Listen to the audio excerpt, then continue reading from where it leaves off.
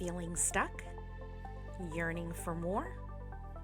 You're in the right place.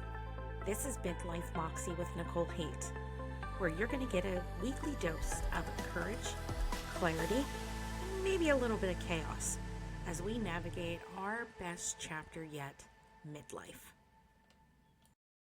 Welcome back to Midlife Moxie with Nicole Haight. I am your host, Nicole. Today, we're talking about the most wonderful and often the most difficult time of the year, the holidays. Specifically, I'm going to talk about how to survive those holidays with your sanity, your energy, and your self-respect intact. Today, we're going to talk about the Moxie to say no. Now, I don't know about you, but there's a lot of unknown, unspoken truths about the holiday season. For example, let's talk about hosting Christmas or another holiday that you might celebrate. The traditional meals are usually designed to keep women in the kitchen instead of with their families. Ham takes hours. Turkey takes hours. And when my kids were young, I wanted to be with them during the excitement of opening presents and playing with new toys. So I made a choice. I was not spending Christmas morning as a short order cook. I chose to not miss the magic to slave over a meal that some people wouldn't even appreciate. So I went rogue. I served spaghetti and meatballs on Christmas. And no, we are not Italian. The family feedback was swift and unfiltered. That's weird. Why not ham? What kind of Christmas dinner is pasta? But I stuck to my plan anyway. Meatballs were made in the crock pot all morning. No hovering required. Spaghetti boils in 10-12 minutes. Pre-made bag salads were ready to go. And all I had to do was just pull out different salad dressing options out of the refrigerator. Texas toast went right from the freezer to the oven instead of taking the time to hand slice Italian bread and make garlic butter from scratch. Cookies that I had baked a few weeks earlier were the dessert. And the whole meal might have required 30 minutes of active work, which meant I got to spend Christmas morning doing what actually mattered, being present with my kids. 24 years later, this is still our menu. And my kids now expect it, and they don't complain, and they do appreciate not having yet another turkey meal when they're already hitting other family gatherings. It's now become our norm, and it's the thing that makes our Christmas ours. What I learned from this is traditions don't need anyone else's approval. You can create something that serves your actual life instead of performing someone else's Norman Rockwell fantasy. And the weird choice that scandalized people 2 decades ago, it's now what we do. So let's talk about why family holidays are particularly challenging when it comes to boundaries and saying no. I believe this is because they weaponize 3 things all at one time: tradition, guilt, and the myth of family harmony. The rest of the year, you can maintain some distance from the systems that have conditioned you. But the holidays, it's different. They demand your physical presence, your emotional labor, and your compliance, all wrapped up in nostalgia and expectations that feel sacred, but are often just control mechanisms wearing a bow. What makes this season different is the concentrated pressure, because it's not just one family member asking you to show up and perform the goodness. It's an entire cultural narrative telling you that if you don't sacrifice yourself for family, you're selfish, ungrateful, mean, dysfunctional. Can you think of any other words? This is all good girl conditioning that whispers to your boundaries that they're going to ruin everyone else's holiday, that your needs matter less than the collective comfort, and that choosing yourself makes you the villain in someone else's fantasy. Add to that the fact that the holidays often put you back in childhood roles and physical spaces where conditioning was formed in your younger years. And add all of these up, it's a lot. Because you're not just saying no to one dinner invitation, you're now challenging decades of messaging that have taught you your worth comes from self sacrifice. And that's why it feels hard, because it is hard.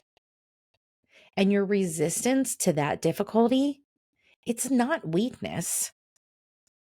It's sacred internal information about how deep all of that conditioning runs. Women are expected to be the holiday itself, the magic makers, the memory creators, the emotional architects of everyone else's joy. We're supposed to host with Martha Stewart perfection, cook like it's our love language, shop like we have unlimited time and money, and somehow manage everyone else's feelings so that nobody gets upset. We're the stage managers of a performance that we never auditioned for. And we're making sure that every detail is perfect while appearing effortless and joyful about the whole damn thing. The biggest pressures start with the emotional, invisible labor.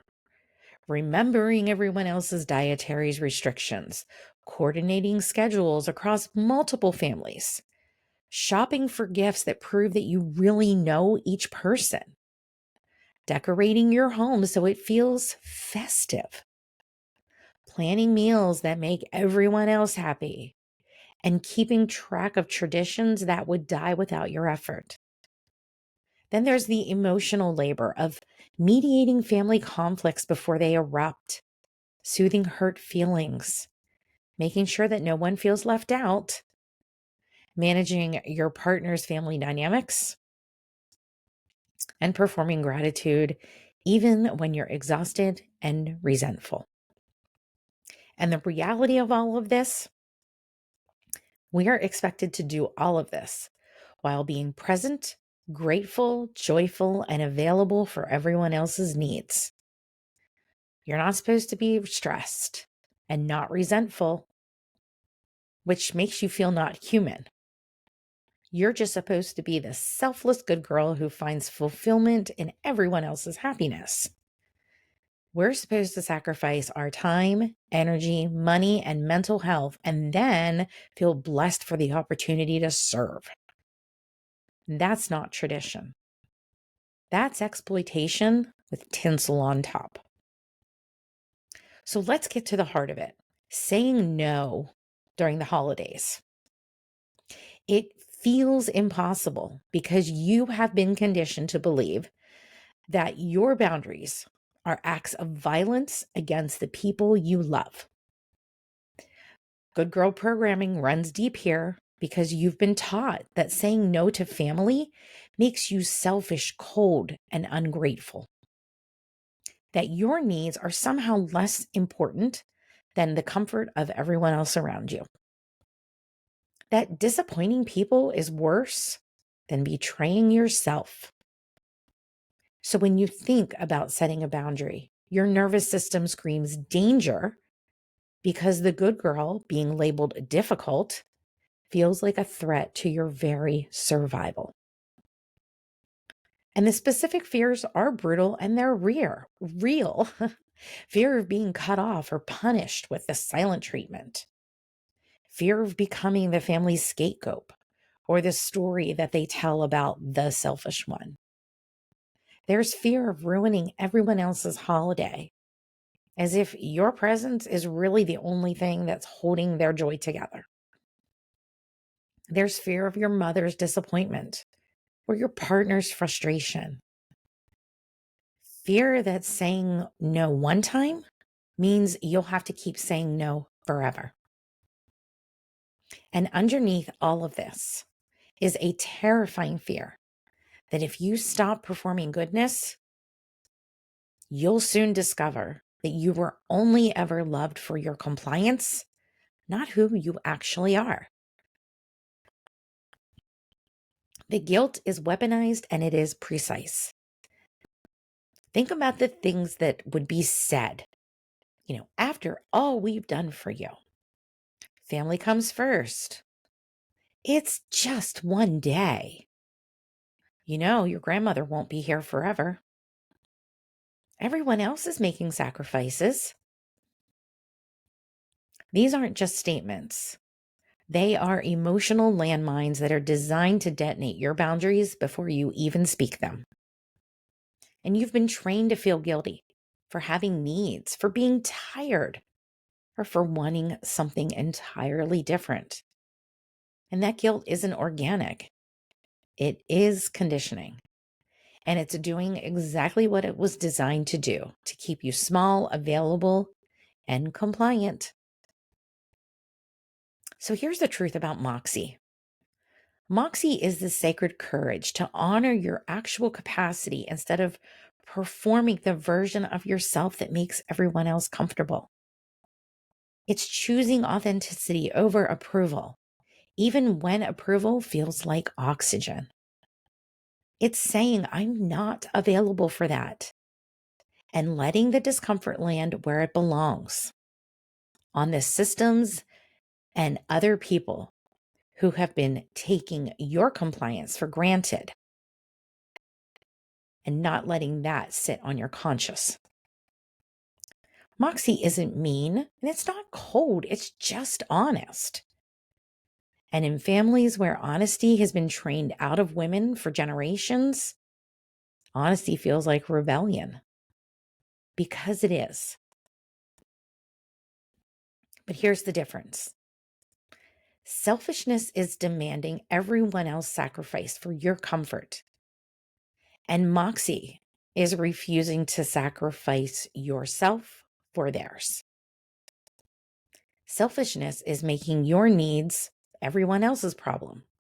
And Moxie is taking responsibility for your needs by communicating them clearly and holding those boundaries. The good girl conditioning wants you to believe that any choice that prioritizes your well-being is selfish, and that's gaslighting. Choosing yourself isn't selfish, it's survival. And calling it selfish is how they keep you compliant. You're not ruining the holidays by setting boundaries. You're just refusing to ruin yourself to perform in someone else's Hallmark movie. And if the only way their holiday works is by exploiting your labor, dismissing your limits, and demanding your compliance, then that holiday was built on a foundation that deserves to crumble. Real love doesn't require self-abandonment, and real family can handle your truth. And if they can't, well, that's information about the relationship, not evidence that you're doing something wrong. Moxie is trusting that information and acting accordingly, even when it's terrifying. Even when your whole nervous system is screaming that you're in danger. Even when guilt feels like proof you're wrong. And even when you're the only one in the room who thinks your needs matter. So let's get practical. And we're going to talk about saying no like you mean it, clearly, directly, without apology. or any over explanations. The magic is in the period and not the question mark. Here's a few statements for you. I'm not available for that, period. That doesn't work for me, period. I'm not doing that this year, period. Full stop. There's no justifications here about being busy or tired. You're not offering any alternative solutions, and you're not softening it with, I'm sorry, but. Your no is a complete sentence.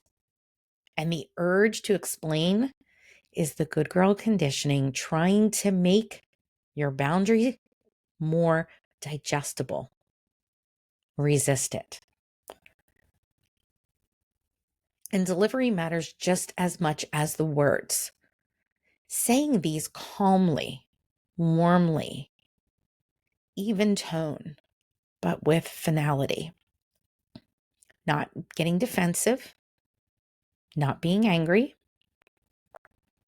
not guilty, just clear. Think of it as sharing information and not asking permission. I won't be hosting this year has the same energy as I'll be wearing a red sweater. Just a fact about your life. But when you deliver boundaries like they're negotiable, people will negotiate. When you deliver them like weather reports, just the truth of what's happening, there's less room for debate. So here is a phrase toolkit for you. I've made other plans. I'm not participating in that. That timeline doesn't work for me. I'm doing things differently this year. I'm not available for that conversation. I need to leave now. I'm making a different choice. And do you notice what's missing out of each of these statements?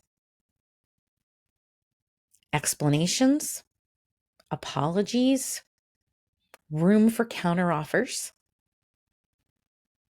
And when the pushback comes, because you know as well as I it will, you might just have to repeat the boundary in different words. I understand you're disappointed and I'm still not available. I hear that you want me to change my mind, and my answer is still no.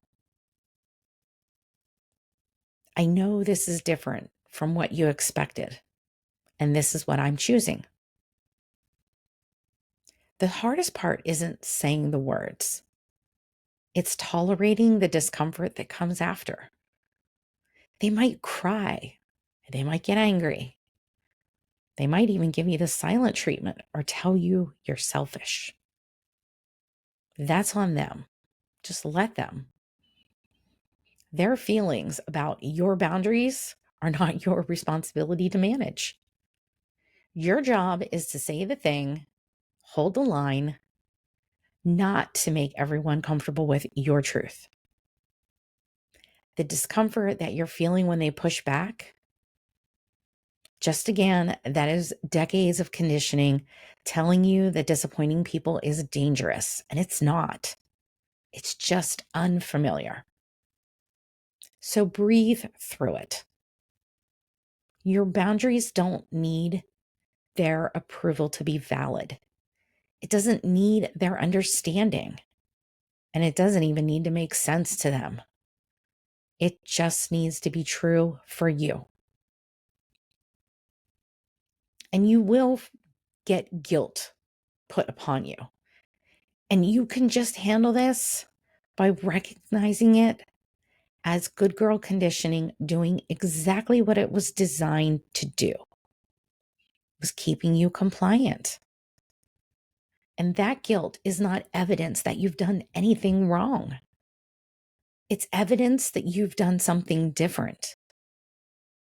You've been trained to feel guilty for having needs, for disappointing people, for choosing yourself.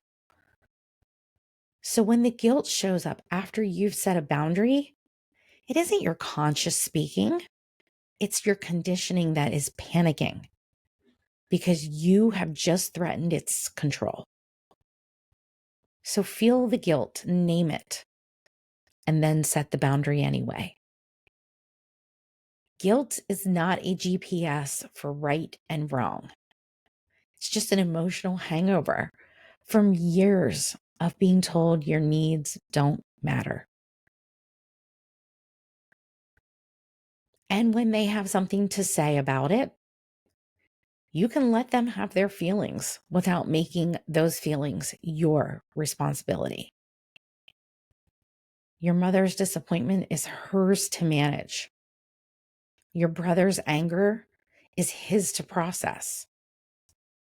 Your partner's frustration is theirs to handle.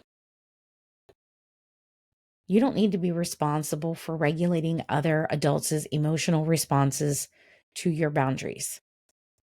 When they cry, you can witness it without fixing it. I see you're upset, and I'm still not available to host. And when they get angry, you can stay calm. I understand you're angry. My decision stands. And when they try to manipulate with guilt trips about how much they've sacrificed or how you're ruining everything, you can name the pattern.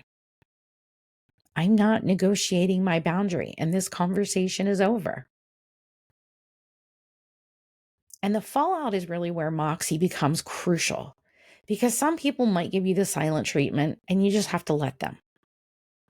Because that's information about how they handle not getting out of their own way. It's not evidence that you need to cave. Some will triangulate, complaining to other family members about how selfish you're being. Well, just let them tell their story. Your boundary does not need to be a PR campaign. And you will have some that will test the boundary repeatedly, asking again in different ways, or showing up with guilt wrapped, just checking to see if you've changed your mind texts. And each time, same boundary, same calm delivery, zero negotiations. You're teaching them that your no means no. And it'll feel brutal because it is brutal, but it's also necessary. The guilt and the pushback is only temporary. It does end, but the self-abandonment that you would have engaged in by caving, that could be your new normal, and that's forever. When you stop performing holidays and start choosing them, everything becomes smaller and quieter and infinitely more sacred. You might choose to spend Thanksgiving with friends instead of 30 obligated relatives. Or you might wake up Christmas morning in your own bed, make pancakes in your pajamas, and call it a tradition. You might celebrate nothing at all and discover that the absence of performance feels like the presence of peace. What becomes possible is rest, actual rest, and not performative relaxation. You know, the kind where you're still managing everyone else's experience, the kind of rest where your nervous system finally believes it's safe.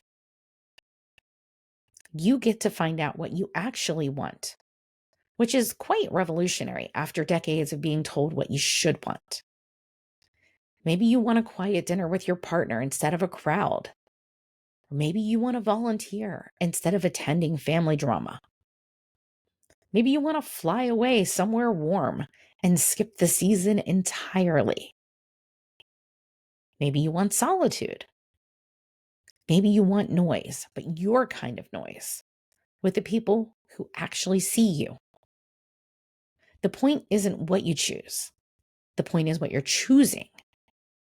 You're designing holidays that honor your actual values, your actual energy, and your actual life, and not performing to someone else's standards.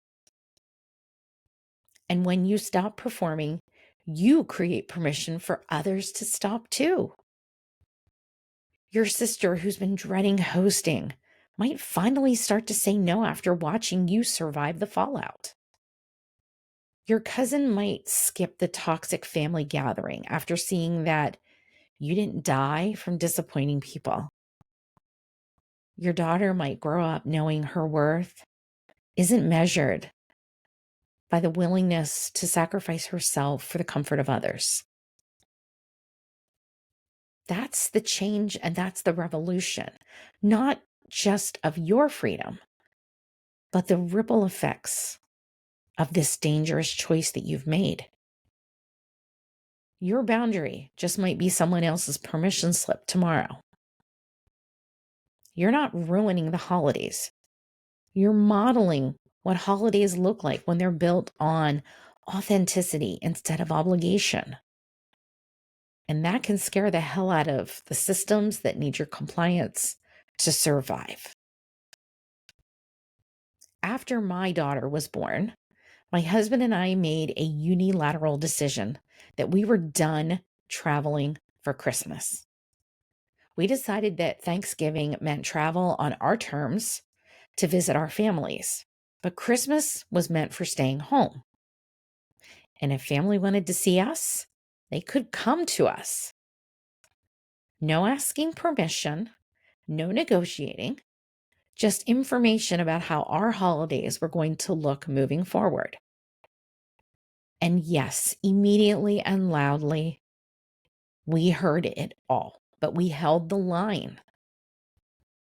And after a few years of resistance, things did shift, and our family started to actually like it. They realized that they liked having a cook-free holiday Christmas, where they showed up, they were fed, and this was actually appealing.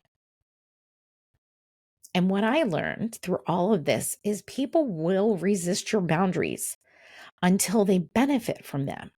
So hold the line long enough, and sometimes the systems will adjust. And as my kids grew up and brought significant others into their lives, we faced a new choice. Do we insist that they show up on Christmas Day and create the same pressure that we had escaped? Or do we evolve? We chose the latter. We moved our family gathering to Christmas Eve. This gave our kids the freedom to spend Christmas morning with their partners, open gifts together, or attend other family gatherings without the guilt of disappointing us. And it required me to let go of what my vision of Christmas should look like. And this created space for what actually worked for all of the humans in our family and that who our kids were becoming. I learned that the ultimate boundary is making space for the people that you love to set their own. Revolution isn't just about your freedom. It's about creating systems where everyone gets to choose themselves. Your Moxie is the gift. Your peace is the tradition. Your well-being is the sacred ground that you're no longer willing to sacrifice. So this holiday season, I invite you to say no, not as an act of rebellion, but as an act of self-respect. Not to ruin the holidays, but to reclaim them as your own. And if that makes you dangerous, good. The world needs more dangerous women who know their worth and know that their worth isn't measured by their willingness to disappear. I will see you on the next episode of Midlife Moxie with Nicole Haight. Before you go, I want to make sure that you know how to stay connected to this work, because what we have talked about today, this is just the beginning. If you're sitting there thinking, holy shit, she just described my entire life, and you want to know exactly what patterns are running the show in your life, I've created something specifically for you. You can head on over to my website, www.nicolehaight.com, and take the assessment, which sacred pattern is running your midlife. It's a free diagnostic tool that will tell you exactly where you are in your own conditioning and what your next steps should be.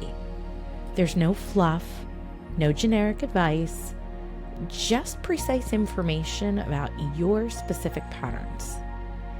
Because here's the thing, you can't interrupt what you can't see. And most women are trying to change their lives without understanding the deeper nervous system conditioning that is actually driving their choices. If you want to dive deeper into these conversations and connect with other women who are also done performing their way through life, you can join my private Facebook group. Link will be in the show notes.